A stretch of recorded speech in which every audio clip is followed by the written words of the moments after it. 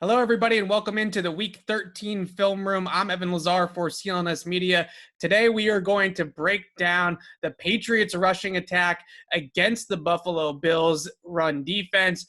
46 carries, 222 yards, a 64-yard touchdown for running back Damian Harris. How did the Patriots do it? We're going to go over that here in a second, but I want to talk about one thing in particular here before we get into the tape, and that is the personnel chess match the Patriots put Buffalo through on Monday night with their jumbo package. 6 offensive linemen, Mike Onwenu playing 61% of the Patriots' offensive snaps was a key part of this game. Buffalo is a nickel-based defense. What I mean by that is they want to play with 5 defensive backs on the field as often and as typical as possible. And their third linebacker in their 4-3, when they do go base, AJ Klein, happened to be on the COVID list for Monday night's game and did not play on Monday night. So they truly had 2 linebackers in this game that they trusted in Tremaine Edmunds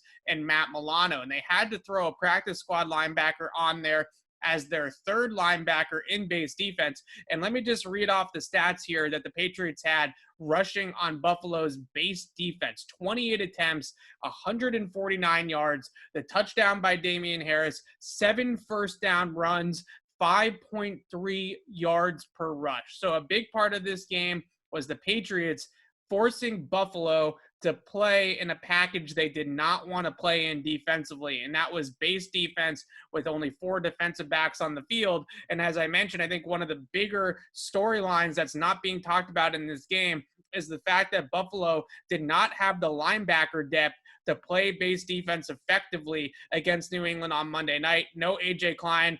They had to go to some of their depth players at the linebacker position. Milano is an undersized linebacker to begin with. Tremaine Edmunds, also more of an athletic guy in space and not necessarily a big-time run stuffer. The Patriots, in a lot of ways, beat this Buffalo defense on the ground because they had the better personnel suited for the style of game that they decided to play. And we knew going into this that the Patriots were going to have a huge advantage in the ground game and in the trenches offensively after what Indianapolis did to Buffalo a few weeks ago. I just don't think anybody anticipated the Patriots would run the ball as often as they did. But let's get to the tape here, and we'll take a look at how the Patriots schematically, physically impose their will against the Buffalo defense on Monday night. Let's start here with Damian Harris's 64-yard touchdown to put the Patriots up, eventually 8-0 after the 2-point conversion. And we're going to talk about some of the blocks at the point of attack here in a second. But the key blocks on this play, to me, actually happen in the interior of the offensive line between Ted Karras, David Andrews, and Shaq Mason. So first and foremost, this is an excellent reach block here by David Andrews. You see the shaded nose tackle in the A gap here to his left, and Andrews is going to overtake him and make sure that he gets him turned out and doesn't allow him to flow with the play. Great block there by Andrews. That allows Ted Karras to come up to this second level to block Tremaine Edmunds, and Shaq Mason's going to put himself through to Matt Milano here as well, with Trent Brown overtaking the 5 technique there in the B gap. So what you get from this interior trio there is setting up this cutback eventually from Damian Harris. And of course, we have the toss crack play. N'Keal Harry is going to crack the end there. That's going to allow Isaiah Wynn to pull out and kick out the force. And you get a nice block here by Jakob Johnson as well on the play side linebacker, the weak side linebacker, going up there and kicking him out as well. So essentially, once he tosses the ball out, if we actually watch the flow of the play a little bit, you're going to see them set up that cutback lane, but the key to setting up the cutback is really those interior 3 getting up to the second level with the guards and David Andrews overtaking the shaded nose to allow Ted Karras to put himself through. So as we roll the play here a little bit, you'll see David Andrews' block right there. This turnout block on the shaded nose is just excellent. And you can see how that allows Karras to put himself through right up to the second level. You have the crack here by Harry. That allows Wynn to pull out here. And as this linebacker flows there to fit, you have Jakob Johnson there to kick him out as well. And that's what gets this play started. What gets the cutback started is at the second level. If we roll it a little bit longer, you're going to see Karras and Mason are going to go with Tremaine Edmonds and Matt Milano, who are trying to get out here to try to get out side of this run.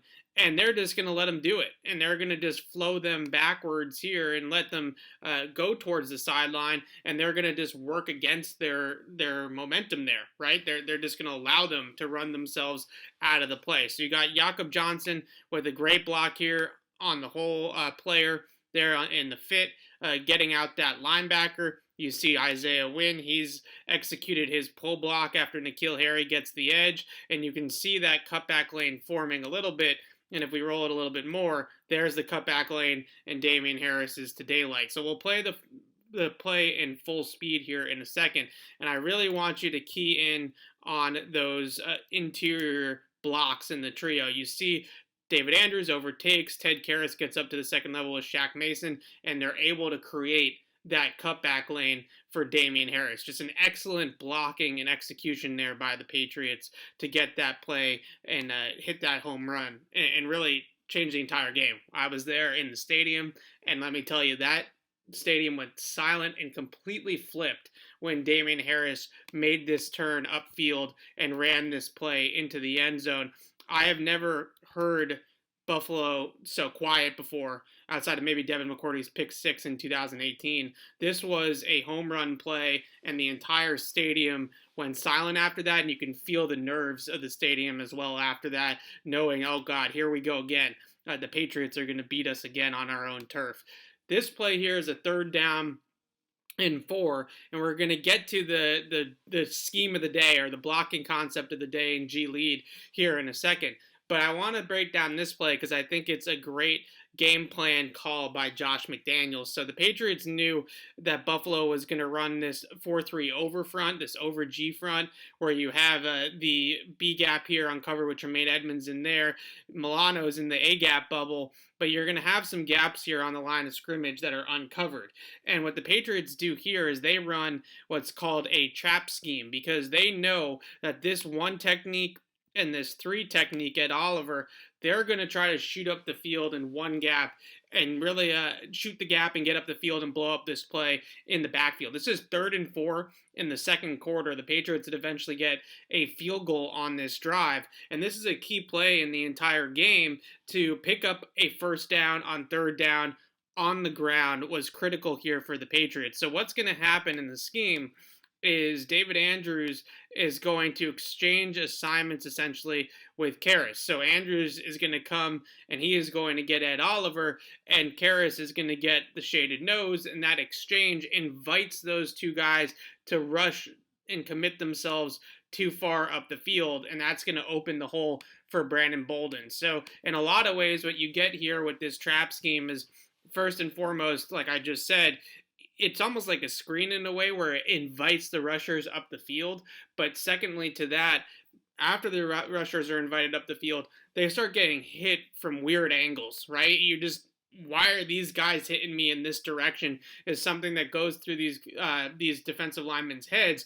They're expecting guys to block them straight up, not block them from the side or block them from a unique angle. So as we roll the play, you'll see that exchange, and a really nice job here by Shaq Mason of getting a piece of the nose tackle here. He gets a piece there before climbing up and comboing up to the second level, which allows Ted Karras to reach that player.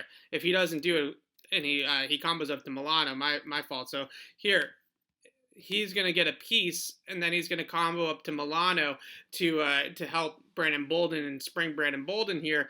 And if he doesn't get a piece of that nose tackle, then that's going to be a really difficult block for Ted Karras to make. So Mason really helps this out as well. So you see that exchange, you see how it invites those rushers upfield, and how it opens that hole for Brandon Bolden for the 1st down. So here's the scheme du jour, the scheme of the game here for the Patriots, and it's called G lead. And why it's called G lead is the Patriots will run a ton of counter, they run a ton of power, where the backside guard, in this case Ted Karras would be the backside guard, is going to pull. Right? Either he's going to pull and he's going to kick out the defensive end here, or he's going to pull up to the mic and lead through the hole up to the second level. Those are power or counter schemes. But in G lead, what's going to end up happening is the front side guard here is going to pull, right? So Shaq Mason is actually going to pull, and the Patriots are going to use the jumbo set, the 6-0 line package with the tight end here. So they have a 4-man surface on that side of the line. They're going to use that to their advantage to block down. So all these players are going to block down. That's going to open up the pull for Shaq Mason, and they're going to hit this right there and get Damien Harris free. So as we roll this play, you'll see that front side guard pull, and you'll see the rest of the line block down, essentially like it's power lead, but instead of it being the backside guard, it's the front side guard. And this is not a play that I would say the Patriots run on a regular basis. This is definitely a game plan, situational type of thing, where Josh McDaniels said, we've been using our bread and butters. We've been using crack. We've been using trap. We've been using power. We've been using counter. They've seen all these on tape. They've prepared for them all week long. We need to throw something a little bit different at them.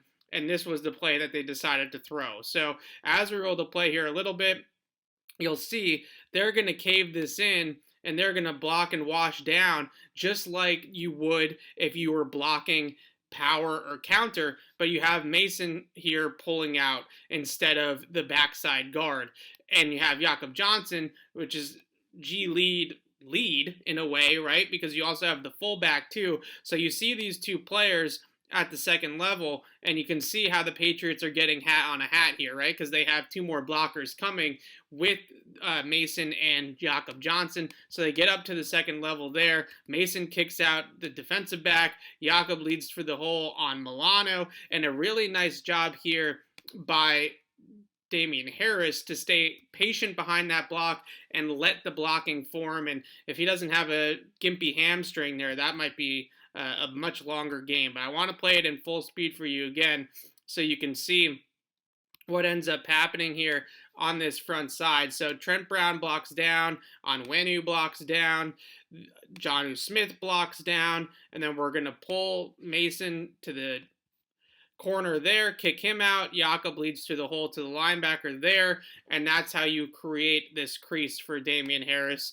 and you get the defense folded over, and then you're able to hit the hole and run the ball for a significant gain. So that's G lead, and on the very next play, the Patriots are going to run G lead again with Ramondre Stevenson, the exact same play, the exact same formation on the left side. So now you move the kind of overload side or the four surface side over to the left side. You have Jonnu, you have Onwenu, you have Wynn, you have Karras, you have this jumbo package once again. Now we're going to run G lead to the left. This is 2 plays in a row. Same exact play, same exact concept.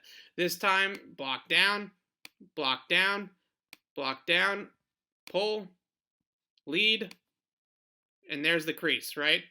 And Ramondre Stevenson now is going to run right down their throats for a big gain. So you see the same exact concept, block twice, the same exact play call, but instead of running it right, they're just going to run it left. And I want to play them both back to back because I think that this is just awesome toying with the Bills defense here. Now we're going to run it right, G lead, have Shaq Mason pull, front side, Damien Harris goes free for a big gain.